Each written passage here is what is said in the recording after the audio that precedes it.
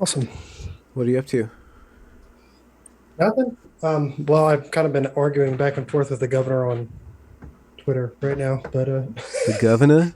yeah, it's the governor The of governor of Oklahoma. whom? Oklahoma. Of Oklahoma. Yeah. He's been pretty good on the CRT stuff, but he's got a big SEL push that is really, really concerning because I'm not sure that they understand what's in that curriculum. But I don't know if I want to step on his toes right now. That's he's kind of our biggest ally, but I'm Hmm. concerned that based on what I'm actually seeing, he's more concerned with the ESG investments and things that come from it. Um, it's really kind of a tangled mess here in Oklahoma. Okay. So What's ESG? this Is that like a cousin of MSG? no. No, ESG is the environmental social governance score. Have you Vivek Ramaswamy? Have you ever heard him talk about that? Yeah, yeah, yeah, yeah. Yes, yeah, and Oklahoma is ruled by oil and energy, obviously, and there are some. The University of Oklahoma went strong DEI about 2019, and the governor has seemed very committed to doing that performatively. We've got a bill that's not actually being enforced, and but in the background, he's doing lots of things that are leading me to believe that that is just performative opposition, and because the university is going to make has made a lot of money already off of its DEI push, partly because of their involvement with ESG and that investment strategy and that investment area, and so it's concerning because I've been kind of put in a bubble. I get asked to meetings and secret rooms, and they ask me to give them all these kinds of information, and they say, "Yeah, we're going to fight it," and I turn around and he gives a state of the state address that says, you know, we're pushing SEL, and I went through the curriculum, and it is CASEL supported and equity included, um, and that's in conjunction with his giant push for school choice. You know, and school choice is. I think school choice had been really great about 10 years ago, 20 years ago. Um, I'm concerned with it now because it's essentially the university model, the way, at least the way they're doing it in Oklahoma. It's they're taking what are public schools completely, and the state has purview over, saying, hey, you can't discriminate against kids in school, and they're privatizing a portion of it, which means the money follows a student, and I think that's a really good thing because it could help raise the level of education. But he's also pushing $100,000 teacher salaries, and the state can't pay for that. So where's that money going to come from? Well, it's going to come from corporations or wealthy investors and board members and donations, just like a university, right? And as we've seen, I think over the country in the last 5, 7 years, 10 years, there's a vested interest in corporations that you follow the DEI line, the way of doing things, and that's abundantly clear in OU now. And there are a lot of people in the legislature, in the kind of conversation for this, including in my own hometown, or I'm in Norman, so and that say, yeah, CRT is bad, DEI needs to be checked, but they separate all these things, and I've been trying to say, hey, these are all related. We're all in we're in a web of relationships. right? And all of these relationships have something to do with the other. It's not, you can't just separate DEI away from ESG when you can see the direct links, you know? So it's concerning. I have, I'm a generally untrusting person. I'm pretty skeptical. I'm cynical. And I have to work to trust. And so I've worked to trust a lot of these officials and things that are, really doing the right things. But when I bring up certain relationships, like the relationship from ESG to school choice to teacher salaries to, how are we going to pay for all that? Well, that's going to demand investment. And what are the corporations pushing right now that are going to be investing in these private university model schools? They're pushing DEI. They're pushing that ideology. So why is it a benefit in your mind for corporations to push or to fund ESG, SEL, DEI? What if they are investing into students and crafting the culture, how do that network support the goals of the corporations? Well, I think you just look at your friend, my friend James Lindsay. The way that he talks about the race Marxism and the economic kind of unification of everything towards a equitable goal. You will have nothing and be happy. And I think the more we have increasingly as individuals become the matrix style crop of investment in everything. Whether we're going through our phones and everything is pushed at us by the algorithms individually to make us click more, right? Well, what can make you in a social sense click more? Education, right? And I think school choice at the moment is dangerously moving towards the money being attached to that student, right? And therefore you're walking around with an actual price tag on your head until you're 18 years old, right? In a way that you weren't even with just your technology. And so I think that what happens is you're going to have schools that will give people what they want, which is what has been happening at the universities, in an effort to retain them, right? Okay. And whether that's a parent or the students, right? But you see this in private schools. I saw your recent discussion with Paul Rossi and those who've dealt with this in private schools, and you're seeing it here now, is private schools, especially the ones that cost $25,000, $30,000 a year to go to, they make their money because they convince parents that their students will get a better chance at an Ivy League education or just directly below if they go to that private school. Well, like Paul Rossi's talking about with the NAIS, right? That's an accreditation institution. And all of the best private schools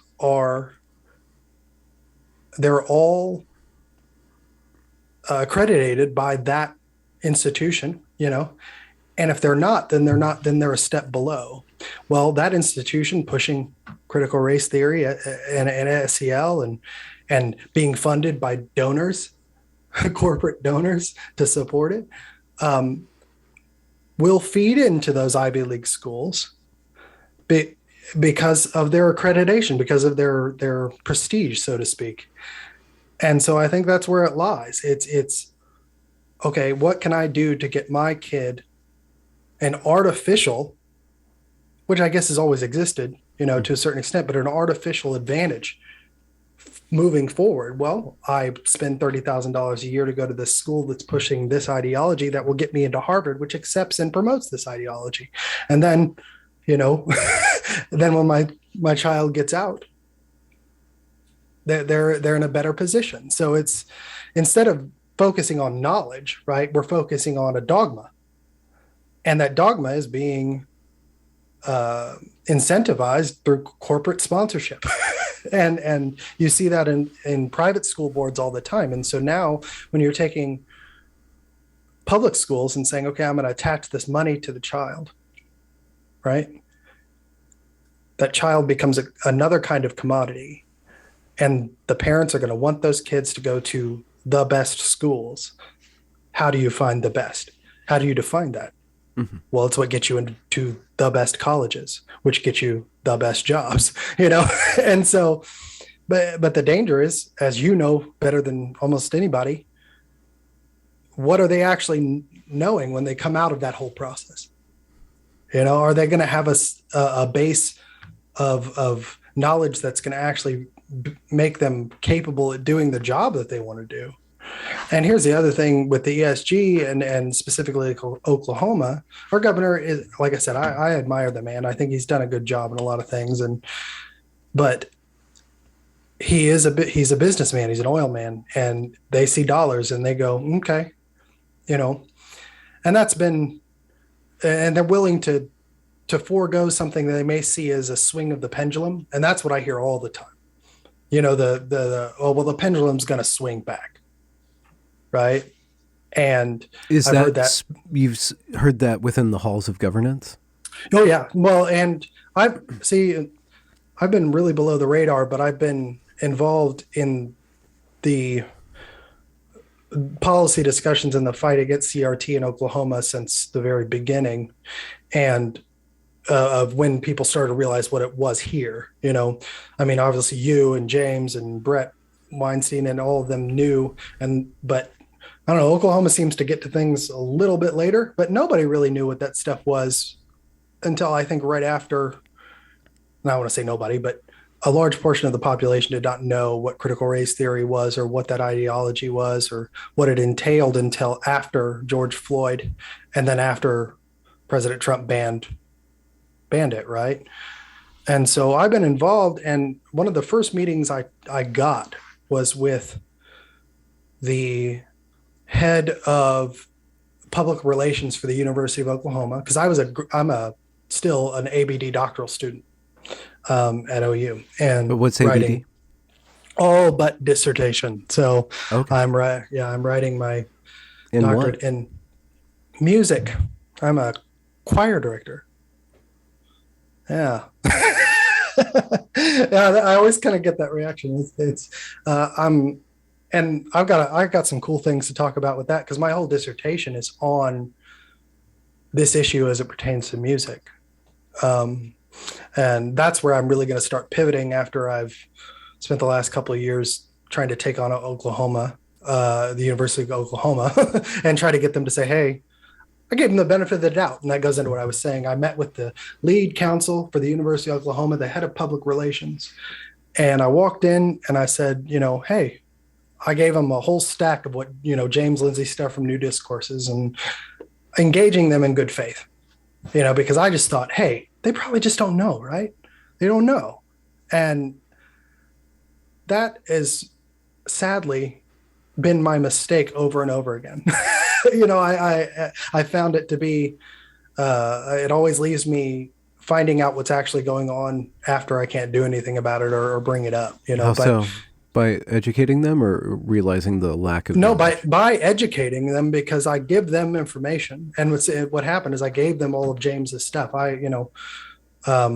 gave the governor a copy of The Coddling of the American Mind, in a meeting I had with him. And I think he was more receptive. But OU, what they did with the information I gave them, I gave them James's, Encyclopedia of the Wokish, and they went through their website over the course of the next 2 weeks and deleted all of the problematic words or changed them. So whiteness or, and they did the same thing there to what was their mandatory DEI training that all the faculty and staff and students had to go through at OU.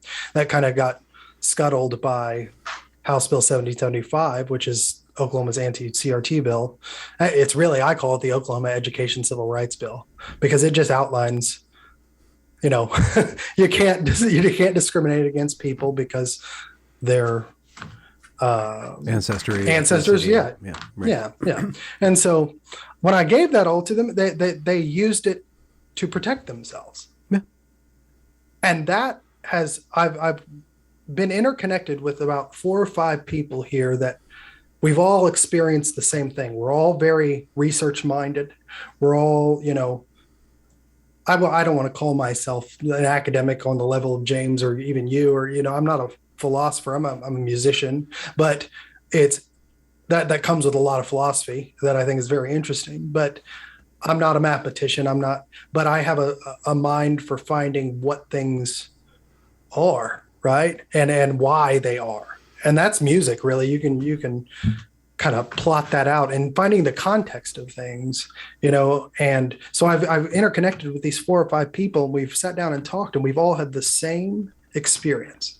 We get contacted by conservative leaders in the state, and they want the information that we have. And we, being very passionate about the future of education, because I've been a teacher, I'm a certified teacher. I've taught middle, high school, elementary school. And we're very passionate, and we want this to not destroy education. Right. And so and I can speak for myself, but also these friends I have, we just dump information. Right. And then it's silence. And then something will pop up, right? That is completely antithetical to the dangers that we were, giving to people. It's completely in opposition to trying to stop that. And that's been very frustrating, to the point that.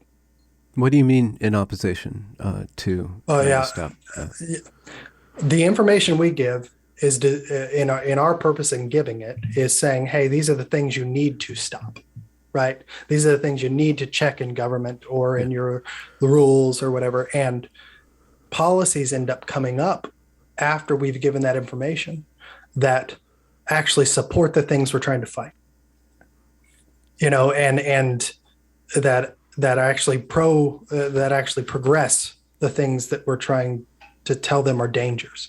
And that's part of that's been our frustration here. And that's the difference between red states and I think the fight against this in blue states, like even Virginia, is that everyone assumes that because you've got a Republican governor, a Republican House, a Republican Senate, a Republican all across the board, it's red, right?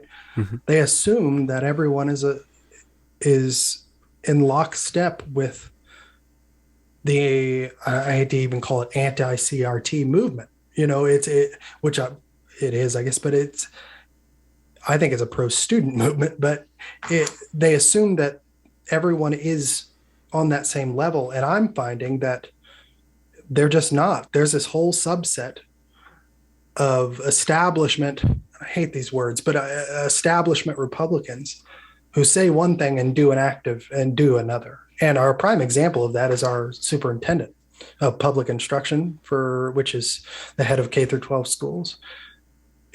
She ran as a Republican and served a whole term.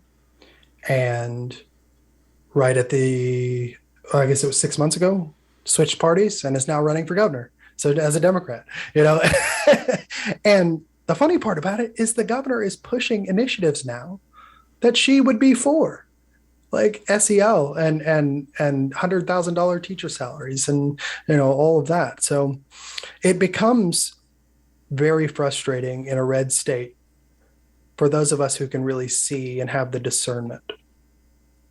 Because of the system, the bureaucracy, the entire system, the finances and the corporate money and the universities are all working through this ever-changing ideology that kind of has a single, and this is conspiracy theory or just still kind of a hypothesis, but you see this convergence on this unified front that can just change window dressings, but the mechanisms are always going to be the same. And if you bring up if you bring up language, you say, okay, if you see these practices, you see these words, that's going to tell you that this other thing's happening. And so what happens is that the words just change because that thing's going to keep on happening. Right. Right. Yes. And it doesn't matter if it's red or blue or purple state, it's happening because it's marched through all these previous steps. Yes. And again, it plays on, like what I was complaining about, it plays on the good faith of those implementing it or even pushing it at a certain point. And this is kind of old hat, but it's those words. And I think Charles Pincourt talks about this a lot in his new book is that the words are landmines. And if you incorporate them, they're designed now because of our systemic absorption of their active definition, and our acceptance of the goodness of those words, they will be morphed for this purpose. And the thing about the people in Oklahoma is they're all good people. I mean, just an overwhelming good, accepting people, and you wouldn't, if you were to listen to all the kind of leftist talking points, it's a very white state, I guess, but it's also, we have tribes, very, very large tribes and have had that issue. And that's a whole big issue in the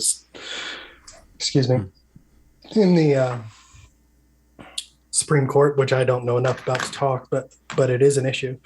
And we're a very accepting state. And so, I think Americans in general are very good faith offering people. They offer good faith in the most part, which is why we're so easily manipulatable. And so what you just said much more succinctly than I said, is that yes, you change the window dressing, right?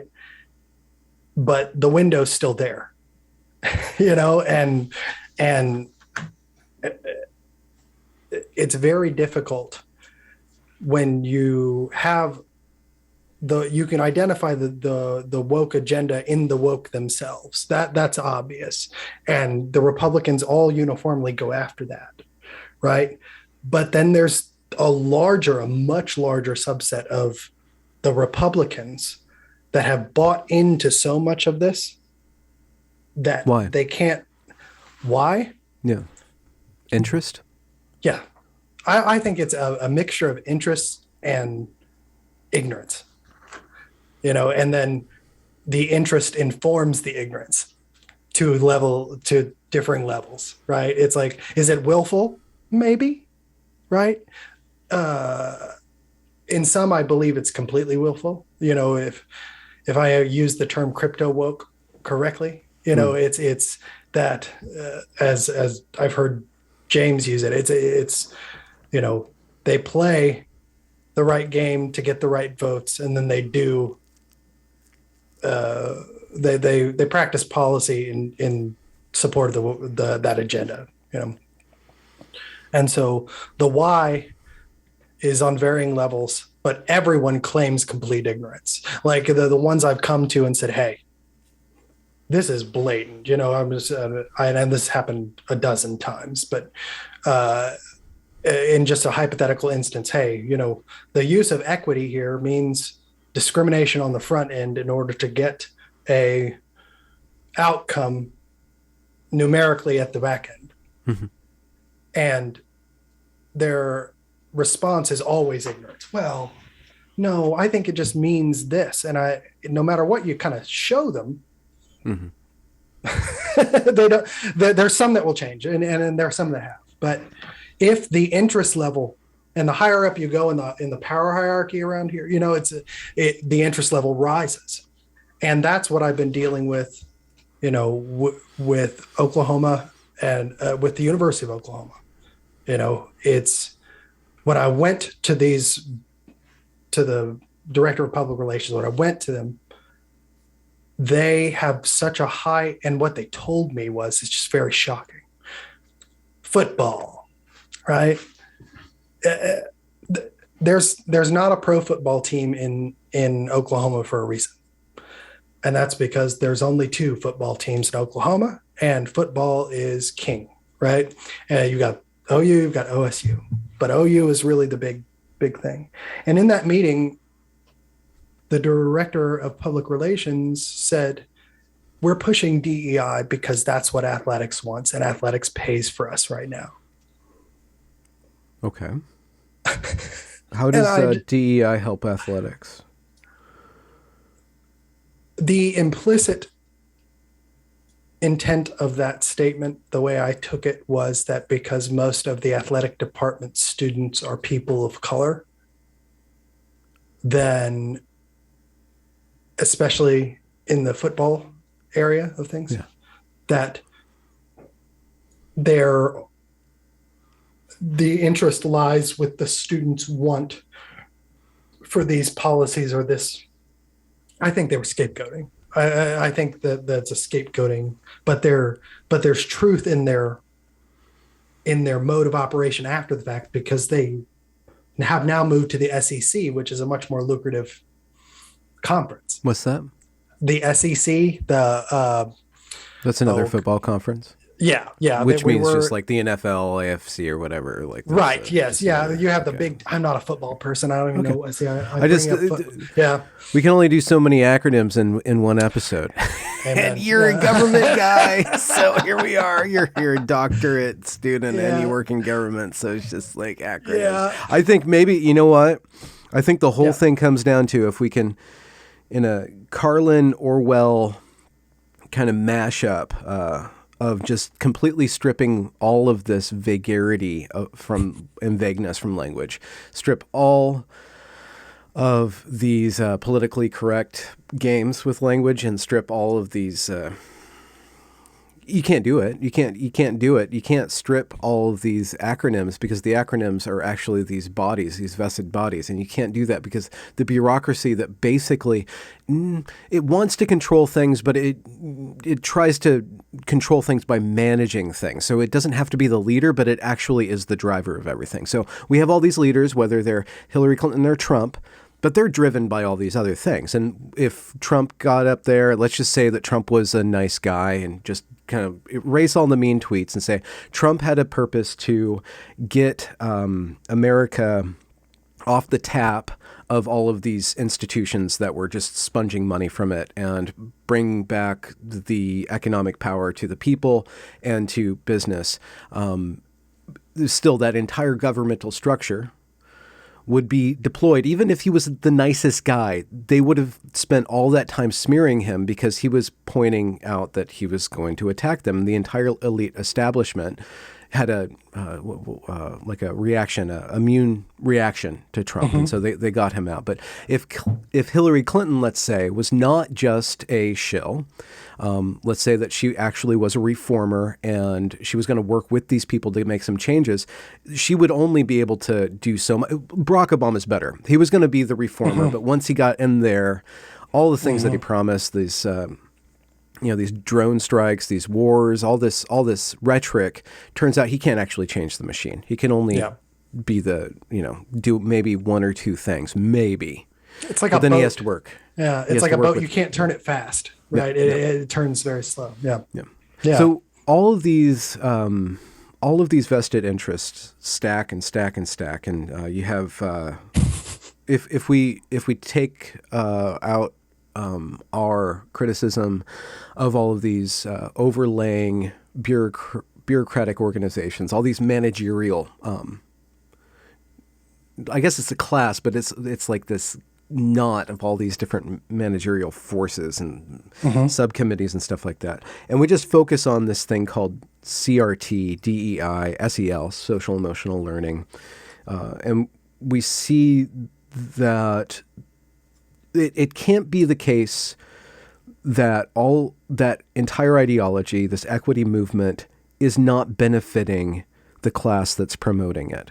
There's something about equity that helps them either control or manage or shape society in its own image.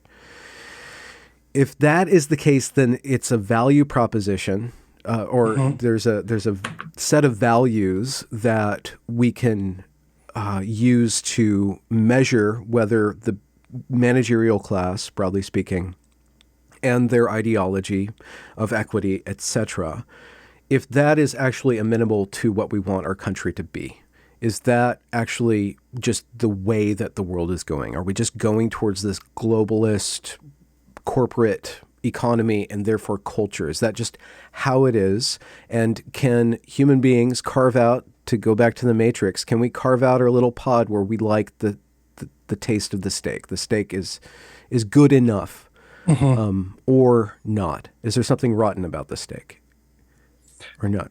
Well, I think if the steak's not real, then there's always something rotten about it, right? I mean, it real, and I guess in a natural sense, if you can get joy, right, as your pod, right, you can find joy in your clicks. Twitter is the perfect example of this, right? Have you ever had, just, okay, you got a tweet that just jumps, right? And man, that's a nice tasting steak, so to speak. It tastes good. Like you get so many thousands of retweets, and for somebody with a smaller account, that gets it exciting. But there's nothing tactile to it. It doesn't actually nourish you, right?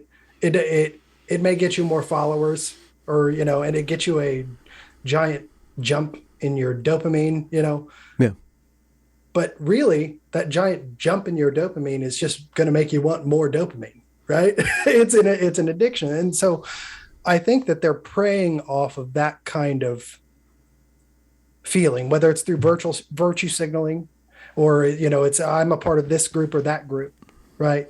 And that's the other thing I need to, because it's becoming increasingly obvious here in Norman, is that this is not just a left thing. This is whether you want to call them neocons or that corporate conservative groups. Okay. They are preying upon that dopamine, that, and it's not necessary. They see it as I think a moral good, because, a rising tide lifts all ships. That's what you hear all the time. All right. And I agree to that in a certain extent, especially if you're talking about real open free market capitalism. Okay. But when you start when they start deciding where the water rises, or how the water rises, that becomes an issue. And I think what they're doing now is more so than they have before, playing upon our desire for short-term pleasure, or short-term acceptance, or short-term societal metric changes. That equality of outcome. Right, but yes, but that's the stake, right? So that there's no virtue in that. You know what I mean? There's no real tactile, long-standing virtue in that. Okay. And can you translate that into how social emotional learning, or SEL, is such a virtual virtue? And well, here in Oklahoma, or something. Yes, well, and let me just make sure I've got this name right, because that's a great question, because the SEL program that is being pushed here is called. Oh, and of course, I'm not going to find it really fast. That would be too easy. But it claims to be able to scientifically measure hope. Hope. Yes. So, and I sent this to several friends yesterday. It measures it scientifically claims hope certified SEL curriculum. Is hope not just another acronym? Are you sure it's not like no holistic, open-hearted people equalizer or something like that? Nope. I will pull up the actual tweet that was just sent by the governor here. Wait, hold on. So they can scientifically measure hope. Then what's next? Then grace. Right. And then we can scientifically measure your whiteness, and then we can assess your privilege, and then we know where you should stand when we are doling out our steak. You get a little bit less, you get a little bit more. Yes, it is. It says hope is not just a wish or a feeling. This is the governor. It's a proven science that can be measured and applied.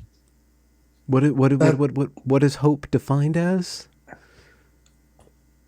yes, that's a great question. Okay. I don't know. I think it's that. I think Sorry, hope could you finish the what is he pushing? What is he selling there? Hope is that this is. scientifically measured thing. Oh no, that's what he said. But it's he's pushing a curriculum, an SEL curriculum called. Where'd it go? Uh, of course. I'm so great at Twitter and I can't do it when I Yeah, need right. to. But oh, there it is.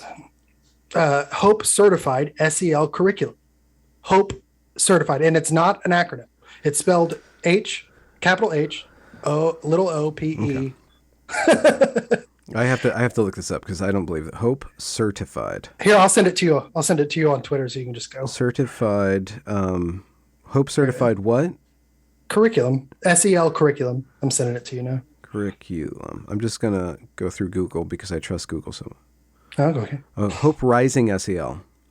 My Best No, Me curriculum? No. My Best Me SEL curriculum. Health opportunities through physical education. Hope. I just put it in your Twitter DMs. Let me look over here. Okay. Okay. Hope certified. Okay. And hopefully it got. Yeah, Hope Rising. Okay. And of course, it's not loading when we need it to. I'm sorry to okay, No, it's okay. about Hope Rising. Wait, should I look at Here's the curriculum? research. The science of hope. Yeah, My Best Yeah, Me. Oh, wait, do you have the Science of Hope? yeah, I'm gonna send it to you. Okay, let's look at the Science of Hope. What is hope? It's definitely not a I'll read it. cope. Science of Cope. No. Hope can be learned. Hope buffers adversity. Hope improves academics. Hope is a protective factor against stress. Hope is a belief that the future will be better than the present. It's much more than wishful thinking. Hope is confidence in a better tomorrow and the mindset that each individual plays an integral role in making that future possible. Okay. Sounds very Set exactly what it's goals. saying. It's not. It is wishful thinking, but it's communist wishful thinking, so it's Right. bound to happen. It's imminent. Yes. And these are the three goals. It says set goals. So setting goals is deciding on identifying something that you want and value. Number two is identify pathways. Identifying pathways is discovering various ways to achieve your goals. Okay. Three, cultivating willpower, which is harnessing willpower, is finding the inner force to make goals in reality, Okay. which, you know, No, this is yeah, this is completely compatible with a scientific mindset. I mean, that's what you do. You have a yeah, hypothesis, but I guess there's a lot of room for motivated reasoning there, right. because it's not about like looking at what reality is. It's about looking about what you can do in reality. Hmm. So that has a problem, especially with idealistic-minded people and young folk, is that they look at reality, they don't like what they see, so ergo, there's something wrong with reality, or they're going to change reality. So it's really easy to Right. get into these completely matrixy like dream things, and you have a bunch of willpower that you invest in what you want to manifest in the world. And when it doesn't happen, how do you deal with failure?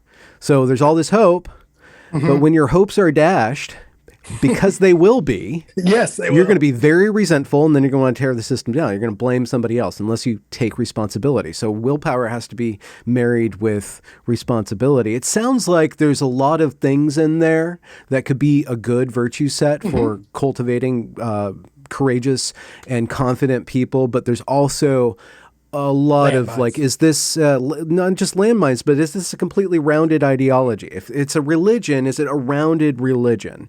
Does it Hmm. have does it have enough wisdom in it to deal with the things that we don't want to deal with in Right. reality? Right. Right. And Well, what and do I we do think, when we get caught in that? Does it have answers for us? And then how does it channel that energy? that he does, again, knowing them, and I'm not saying I'm friends with them or anything, but I've talked to them. They're very personal responsibility driven. And I think that that's Hmm. the difference that you will find between the mainstay kind of neocon or just more pragmatic Republican type mindset that you see in her Oklahoma and then you see in the woke. They believe in individual personal responsibility. You've seen that in his, or I've seen that in his policies here pertaining to COVID, excuse me. Hmm. And is that, we're not going to make everyone mask and we're going to not make everyone unmask. It's you decide. We're not going to make everyone vaccinate, but we're not going to say you can't either. It's you decide. And I think that that's why I lean towards especially in his case and in his wife's case, she's a wonderful woman. She's just wonderful. But they get hit with that part of it that speaks to them and are not then willing to drop that good faith kind of buffer that they'll give everyone to say, hey, what could be wrong with it? Right. And so they get it. It sounds good. We want to push education right now. Everybody's against CRT. So are we, but SEL seems like a nice concept, right? What's wrong with SEL? I still don't understand that. Okay. What's wrong with SEL? SEL, first of all, it turns teachers into quasi uncertified psychologists in the classroom, Okay. right? Like, what's wrong with that? Don't you want teachers molding young minds? Isn't that what they're supposed to do? And why not mold their hearts too? well, Why not mold their sexuality? Why not mold the entire human being? What's wrong with these teachers? Are professionals. no, yeah, They are see, certified and licensed, yes, they are. and they care. They really care. That is true. They do really care. But if you care, I think that you can have. This goes back to the helicopter parent, right? So as somebody who's taught in middle or in private and public schools, you get varying levels of the helicopter, right? And what I think you're kind of turning teachers into is helicopter teachers that don't want the parental influence to supersede their influence. When I first started teaching, you could always see the difference in the students that had active and involved parents. And you'd much rather have a helicopter parent than someone who's not present. Okay? Neglected, Usually, yeah. you're going to get a better outcome for the child if that's the case, right? But over the course of the last 5 to 10 years, you've seen this shift where it's the teachers that are becoming increasingly more, are you okay? Is everything all right? Everything becomes a catastrophe. They're catastrophizing whether it's, well, you've heard a bad word today, or, if you implant that mindset into a child, especially from a young age, and this is where SEL is most pernicious, because SEL at a young age looks the most innocent. But just as in everything with education, whether you're talking math or music, you start with the most basic forms of that in the younger ages.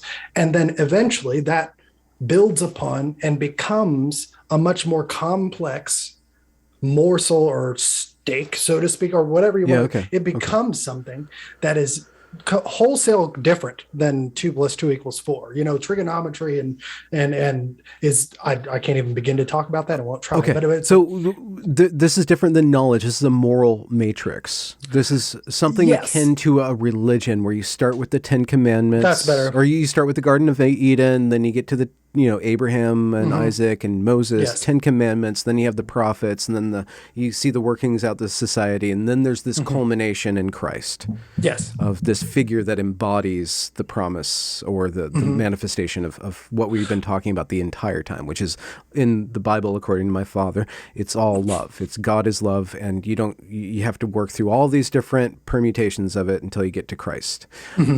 So if we can map that onto SEL, and see how the mythos, when we begin, in the beginning was what? In the beginning was what? And then how we get to the manifestation, and then the apocalypse, right? The final The unveiling. utopia.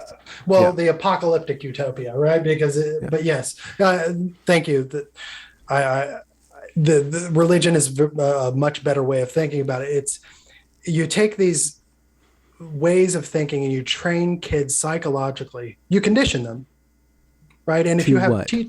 to intake outside stimuli in certain ways. So if you're going to other somebody, right, and you implant that in a 4 or 5, 6, 7 year old, what is othering, right? And one of the lessons in this SEL curriculum was talking, okay, now let's all pick a different animal, right? We're all going to be different animals, and we're going to be, and we're going to identify each other and what's different and what's good about that. Well, that in and of itself, okay, yeah, we need to say, hey, we can see with our eyes, right, that you are different than me. And I need to understand that I shouldn't treat you differently than me because you look different than me.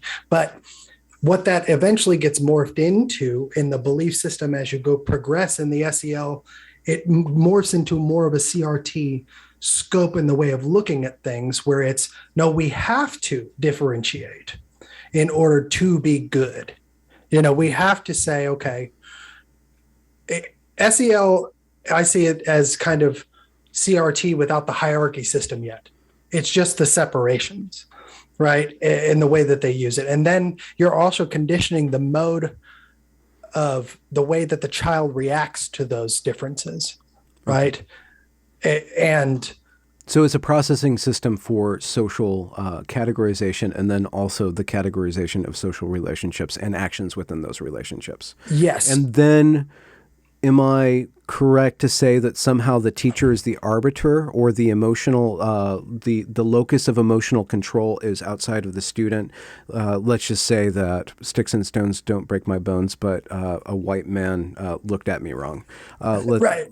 Something like that. Yes. And then I had a troublesome event. I need to go to the teacher, and then there's this entire protocol of how to restoratively, justicely mitigate this. So Right. it's putting the social relationship, it's codifying them in such a way that a overseer, a trained overseer, can then manage these and Right. resolve conflict, or yes, resolve conflict, whatever your definition of resolve is. But I think it gets into that impact over intent is where it really gets pernicious, is that a lot of them say, okay,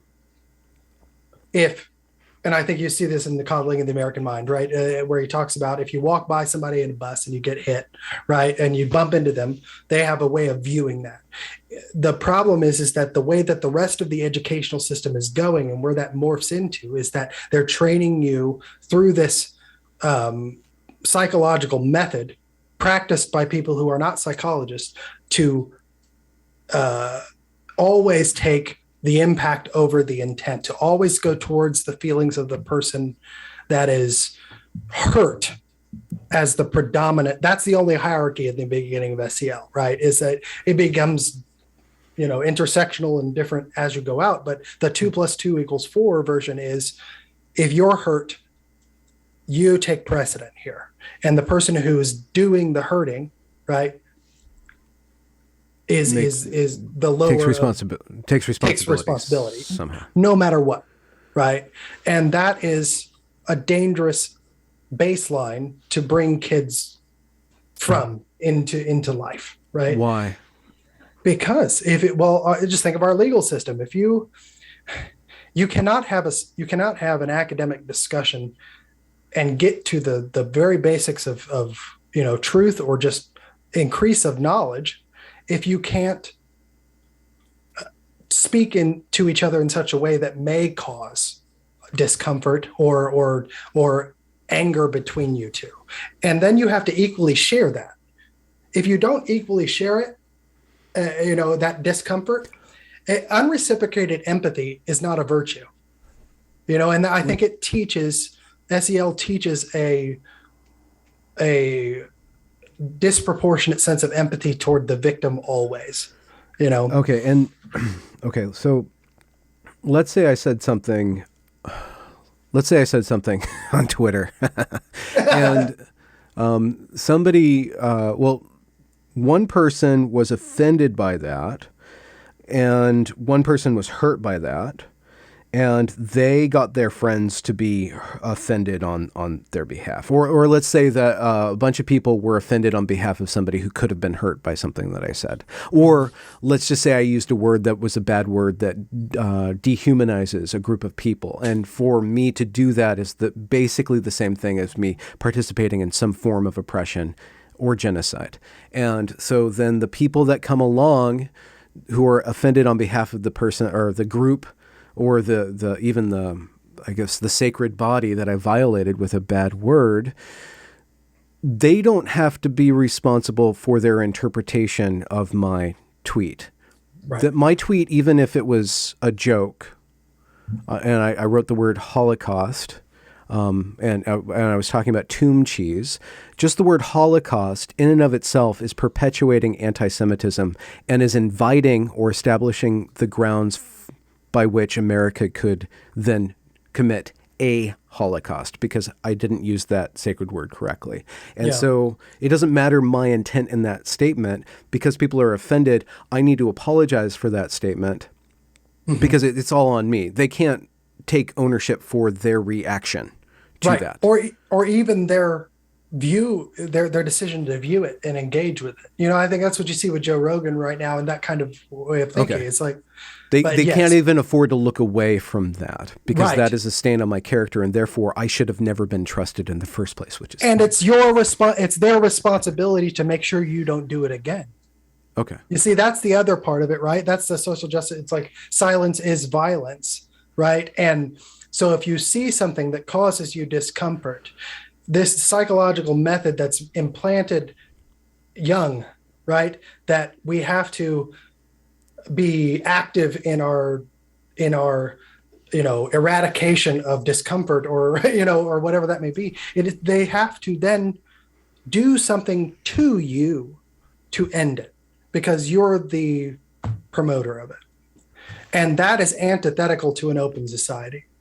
It's not conducive to us having conversations and progressing as a unified people, because it's going to constantly make us fight each other.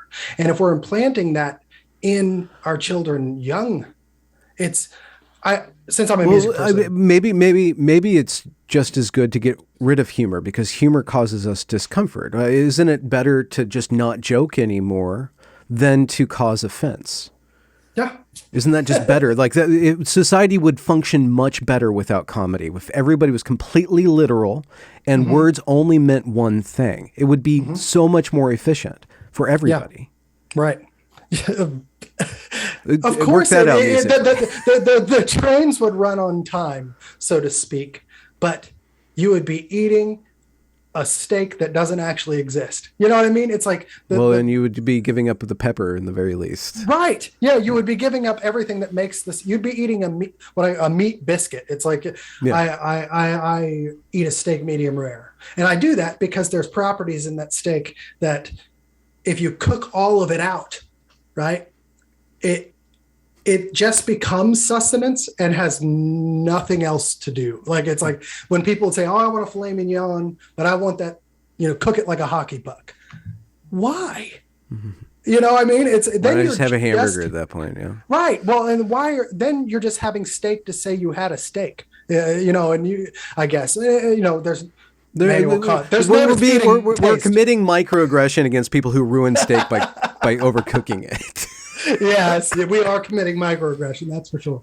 But yeah, then that's what it goes into. I think SEL microaggression is a great thing to bring up here, is that SEL preps people for like microaggression, especially at a young age, because people our age, I don't know how old you are, I'm 37. So people my age, we didn't have the concept of microaggression at all, and I feel like, but now it's really ingrained in almost all of us, where it's like, okay, well, we don't want to offend. Think about starting that at 4, that kind of mindset, and how you could create a population that is so easily manipulatable by being so sensitive to matters of etiquette, because etiquette is now real. Yeah. So you can. And who decides what's the etiquette. How do we control the etiquette? Where's the book? Mhm. Again, I come back to this brilliant tweet where somebody defined wokeness as not knowing exactly what you're going to get in trouble for believing tomorrow, or something like that. Like Yeah.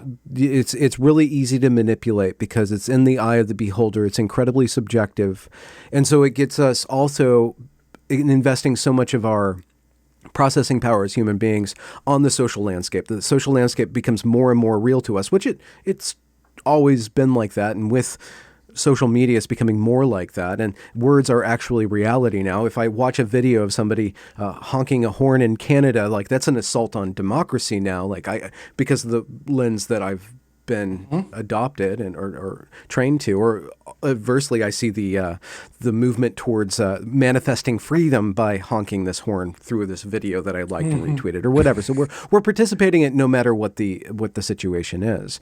But with us being trained from 4, 5, 6 to pay attention to that, and then also to be constantly under threat of being pulled aside into a meeting, being hung up for weeks, days, hours in this struggle session. What is that Yes. providing society?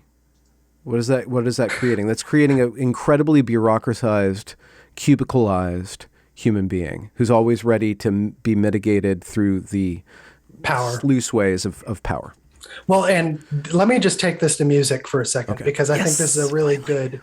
I have and I haven't spoken out about this yet because I've been trying to get college jobs and it's just not working out because I think I've spoke out a little too early, too quickly, and which is fine. But it's what music do you remember from your young ages?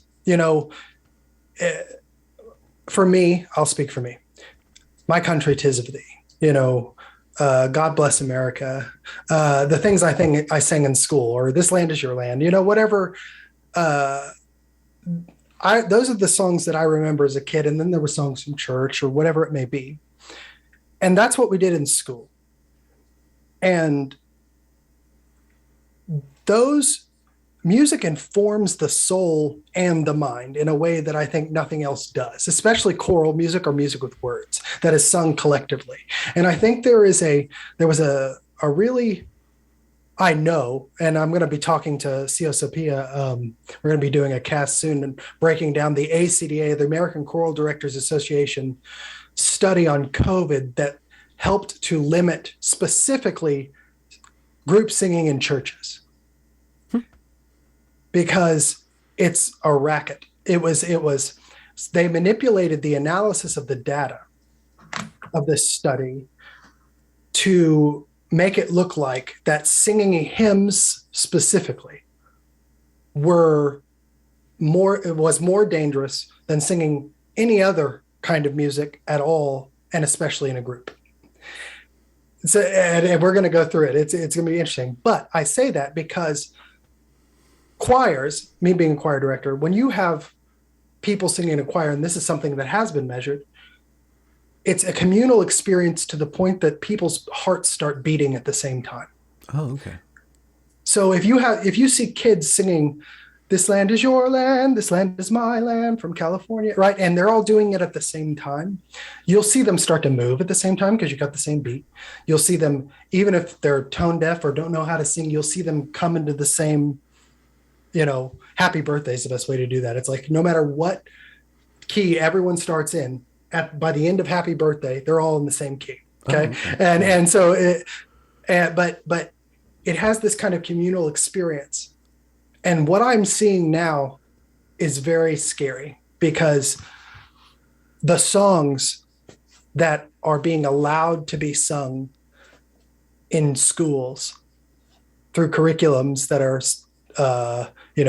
SEL certified or DEI promoted are now promoting moral good in terms of victimhood and oppressor, or gender ideology specifically is what I'm seeing a lot, where it talks about you have choral pieces that are being composed and performed and taught at the University of Oklahoma at the music ed department, about the promotion of trans ideology, which if you want to be who you want to be who you want to be, right? I have nothing against that. But when you start implanting that idea into kids, especially in the high school or middle school level, middle school kids are morphing. I always called seventh grade students, they're not human, because at that age,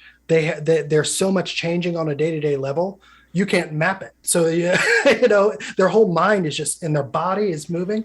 And if you implant just a little bit of something that could make them think that they are not who they are, they're going to grab a hold of that, especially if there's a social aspect to it that makes them cooler or more accepted or higher on whatever social status.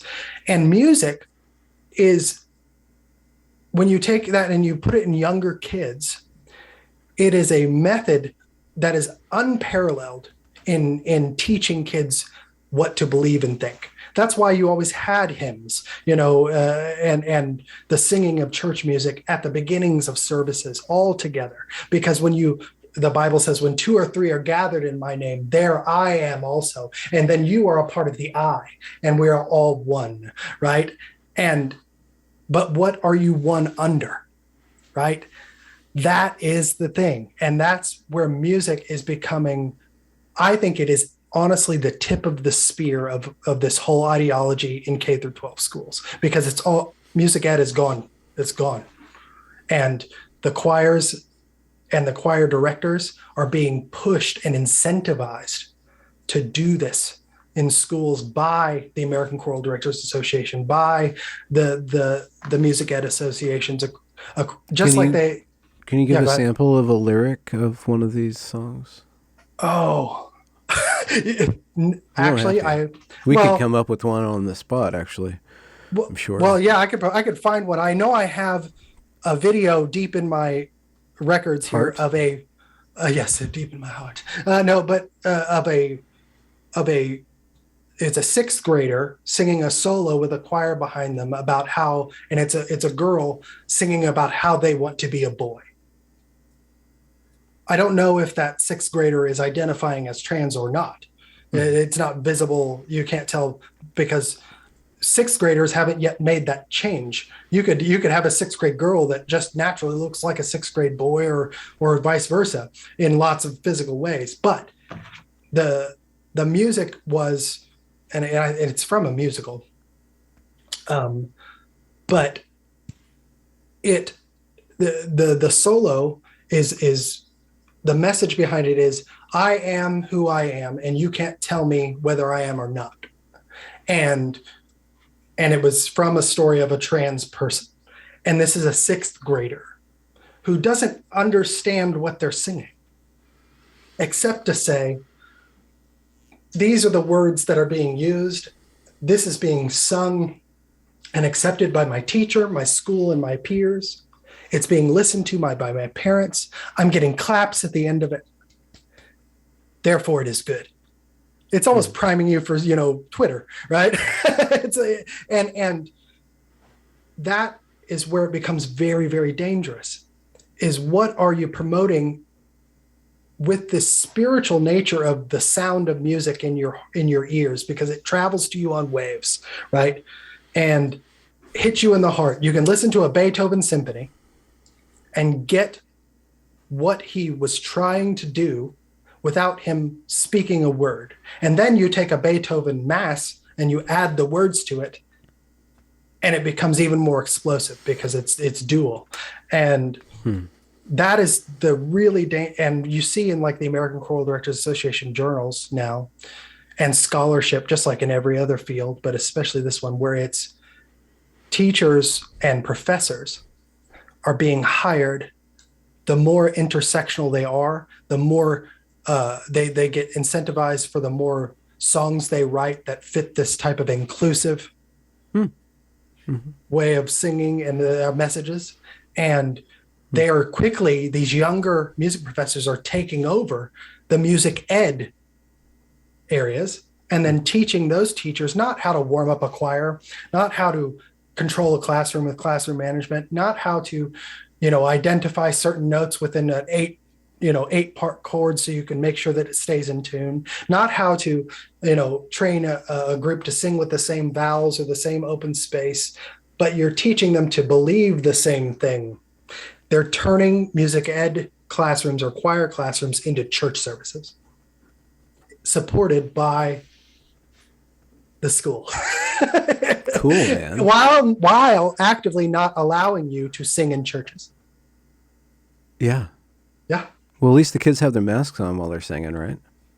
Yes. Well, have you seen the pictures? Oh my gosh. Have you seen the pictures of the band players playing their instruments with the hole in it? That has been happening since the beginning of COVID. And the first time I saw it, I was, you gotta be kidding me. Like I lost it a minute. I was like, have we gone off the deep end, man? Yeah. Like, and they used this to shut down over 250 K through 12 choral programs were lost and will never come back because of the COVID restrictions that were substantiated under a set of data that was misanalyzed. Yeah, it was doctored. Or or malanalyzed, right? Yeah, malanalyzed. Yeah. And that's why Adrian and I, or Cia Sophia and I have gotten, she's so great at teaching me what I don't know about that stuff. Yeah. So it's been really neat. So we're going to kind of go join forces and really dissect that study. But I'm more concerned about where the music that we're now being, you'll like this, or that you'll be interested in this. Walt Whitman, right? Walt Whitman, great poet. There was a composer named Howard Hanson in the mid 20th century. You wouldn't probably know him, but he was really popular at the time. And he wrote a song or a piece called The Song of Democracy. And it was written for I think it was the 50th anniversary of the Music Educators Association as it existed at the time. And so it took the words of Walt Whitman talking about, the immortal ships. The first words are an old man's thought of school, right? And morphs that into, by the end of the piece, the ships, sail thy best, the ships of democracy. Of value is thy strength, right? And it is a great piece. It's aesthetically very mid 20th century, but the message is great. My professor at OU, who's not a conservative person in terms of politically, great musician, awesome guy, but he puts out this grant to do, he wants to do a concert. So you put out grants for your orchestra or whatever, and to do the Song of Democracy. And it was denied because Walt Whitman's a racist. Oh, wait, what? Yeah. Walt Whitman's a racist. How? Because he made racist statements in a book or somebody had done before. So they will not allow him to do that piece, which gets into my dissertation, which is on a piece called The Testament of Freedom. And the text is by Thomas racist. Oh, it's super, super racist, as Ben Shapiro would say or whatever. But, and this is what actually got me into this, is the text is by Thomas Jefferson. And I'm a nerdy person. I grew up, the thing I wanted to do the most was just study and talk about and research presidents of the United States. I'm from Jefferson City, Jefferson. Okay. And this piece was written and premiered in 1943, the exact same day that the Jefferson Memorial was dedicated by FDR. So this is in the middle of World War II. Yeah. Okay. And I had already picked this topic as my topic for my dissertation. It was accepted, all that. And then George Floyd happened. And then in June of July of 2020, there was a article in the New York Times calling for the tearing down of the Jefferson Memorial. And everyone is taking it very seriously. And so I'm sitting here with this piece that's directly linked. The words are the same. The words are the same as what is in the Jefferson Memorial. By the way, there was no collusion between the two to do this. Like they just naturally picked the same text for this music and for the monument. It's kind of interesting, but they picked and they're tearing down. They want to tear down the memorial under the guise that Jefferson owned slaves. We already have Monticello, so that is a good enough monument to him, and we don't need this one. And I said, what? It doesn't make any sense. You're taking the context of Jefferson owning slaves, and you're going to tear down a memorial that was built 200 years after he was born for another purpose. The reason the monument, they spent the money on the Jefferson Memorial to be built in the first place was because they were fighting the institutional establishment of racism and fascism in the world. And the words, if you read FDR's speech when he's dedicating it, he said, we must be connected to the best of our history in order to beat fascism, in order to beat racism, in order to beat the attack on the mind of man, right? And so the memorial was not raised, and he says this in his speech, it was not raised in support of Jefferson and the man, but it was raised in support of Jefferson's ideals that we still strive to protect. His wishful thinking. Yeah, exactly. No, but that's right. I'm not perfect. Well, and that's what you see in religion in Christ, right? Christ is not something you can attain ever. They tell you that explicitly, right? Just like, I guess it would be, equity is not something you ever attain ever. You just are constantly working towards it, right? But what is embodied in that thought, right? Well, the thought of Jefferson was freedom. It was the individual liberty of people to be able to think and speak and live in a manner unmolested by an overarching power as much as possible, right? And that was what the new thing was, right? That nobody had ever really experienced that before. But, this New York Times writer wanted to tear down the Jefferson Memorial and completely left out the fact that it was raised by the generation. His father was a general in World War II. It was raised by his father's generation to support the defeating of the Nazis. And you completely just take that context out. And I think Eric Smith, who I just greatly admire, and I just ate up his book, the rhetorical intent of our monuments or our musical monuments is so important because it embodies and implants a philosophy that stays with you for the rest of your life.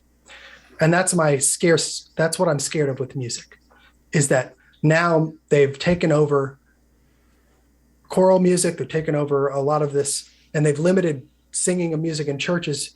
And so they're using that as another form of kind of SEL is often referred to as, a Trojan horse that carries CRT in it. Well, music is, I think, even more pernicious than SEL because it speaks to the heart and to the mind at the same time. Mm-hmm. And that will inform your thinking for the rest of your life. Part of the reason you believe what you believe today is because of the songs you sang at 4 years old, 5 years old, 6 years old. And that's true with everyone. Mm-hmm. And the left knows that. the radical left knows that. Damn it. They might not be able to meme, but if they can nursery rhyme, we're well and truly cooked. Yes. Yeah. That's true. And nobody's talking about that. So that's where I'm going to start shifting my focus because all this to say about the governor and I've kind of failed. That's become, I thought I was making headway, and all the signs are showing that they're going down that route in the university, and there's nothing that's going to remove it. And not even in Oklahoma, not even in the reddest state in the country, as they say. Mm. But I still think we can save music. I still think we can save, because at a certain point, Beethoven proved this. Beethoven proved that music was uncorruptible because Beethoven came out of the Aufklärung benevolent despotism of Austria and Germany, right? And that at its beginning started as a pretty free state, right? Frederick the Great, it was really, when it was ran by someone who was benevolent, it was benevolent. But as goes human nature, as things went on, the state cracked down on what it is you could talk about. That's where the Beethoven Symphony was born. It was born in that censorship because you couldn't do operas anymore like Mozart had done, right? Or even Haydn did. Nobody does them, but hundreds of, not hundreds, but tens and tens of operas. So the programmatic symphony was born in Beethoven out of censorship. The Eroica Symphony, the Third Symphony,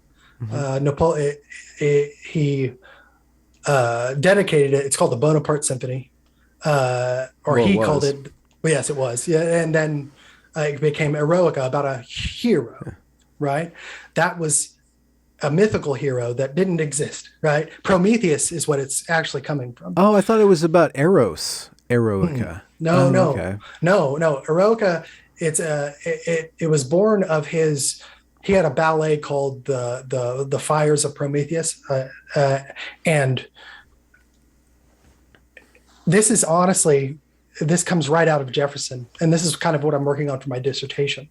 When Jefferson said, he wrote a letter to John Adams in 1821, and he said the fires that were lit on 1776 have spread over too much of the globe to be extinguished.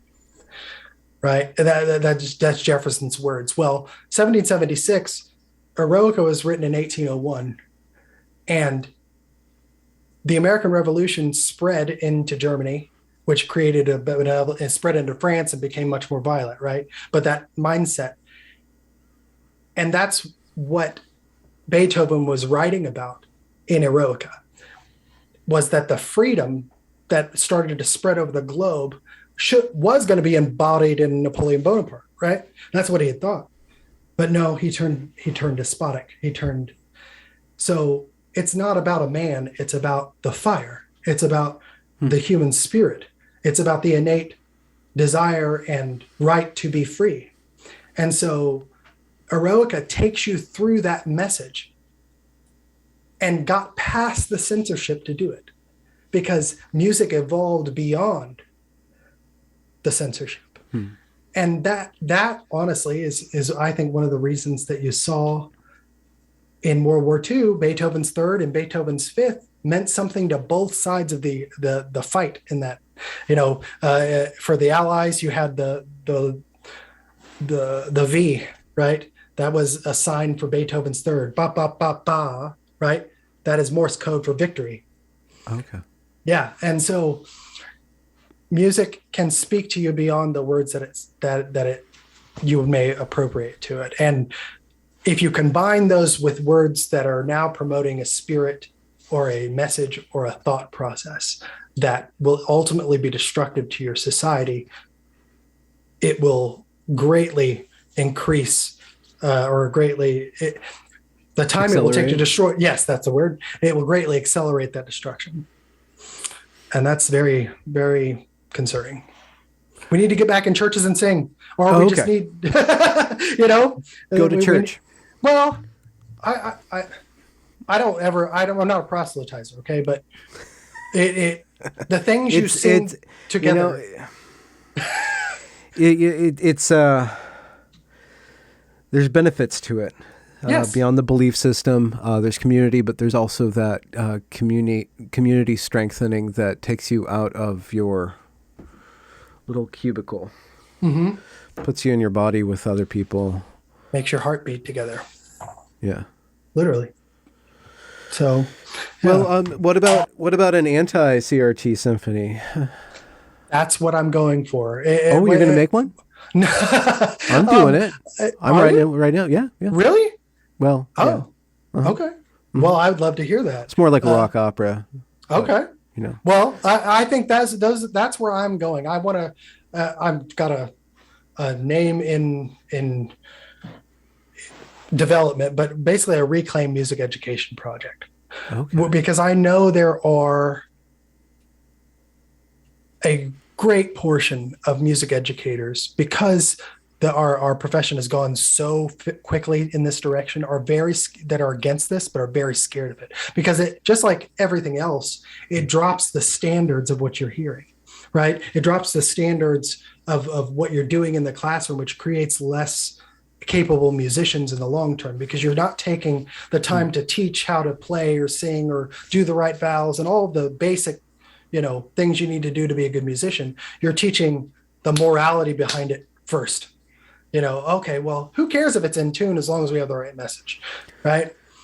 Yeah. And so I know that there are a lot of musicians, conductors, musicologists, music theorists, all of us that are against that degrading of quality and the purpose of organized communal music. And so I want to create something that's going to give those people a place to go, because there's nothing now. I mean, nothing.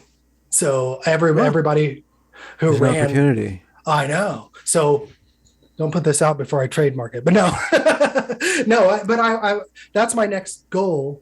I've been really bogged down by that, but my next goal is to start making contacts with people that can help support that. Yeah. And musicians. Contacts than content. Yep. Well, and the content I've got a lot of, and I think, but the more musicians, well, at least in the outset of what I want to accomplish, missions and things like that. But no, I want to hear. I think it would be great to do a symphony that's explicitly, that illustrates, or a rock opera. I mean, I'd pay to see that for sure. I mean, if you have the Daily Wire putting out movies and stuff, why not? Why not? Right. Yeah. But here's the other part about it. I want to say this. I don't think you have to create many new things, because the old stuff really does it for you. In terms of supporting the anti of what we're seeing now. But well, I want to hear this rock opera. Old wineskins, or old wineskins, new wine, or new wineskins. Well, old wine. What? Something like that. Wine. Both. How about just wine? Yeah. Wine. John, how can people follow you? Where's your product placed? I am on Twitter. I'm trying to figure out why I need to change my handle, because I'm known as Unwokeable. That's why. So I have a Substack. It's unwokeable.substack.com. Okay. And that's where I've done a lot of writing about what's happening here in Norman and at OU and things. But my Twitter is ACS against CRT. But that's all put that very in the confusing. Description, and if you change it, I'll change it in the. And then I have a YouTube that I've just started. Oh, okay. So it's Unwokeable is the name of the channel. Are you YouTube. Just staring? Is this like your ASMR channel? Are you unboxing car models? Yes. I'm talking very softly about how music is being corrupted by, let's all talk about Thomas Jefferson, but no, it's what I've started unpacking is looking at the equity and trainings and stuff in the Norman public schools. Okay. That's what I have up right now. And then now I'm shifting into how this is being applied to music and how we can create something that will help stop that. So, yeah. John, it was great speaking with you. I'm going to wrap up the episode now so we have a little bit of time to talk about the rock opera off the recording. So thank you for joining me. No, thank you for having me. It was an honor. I appreciate it.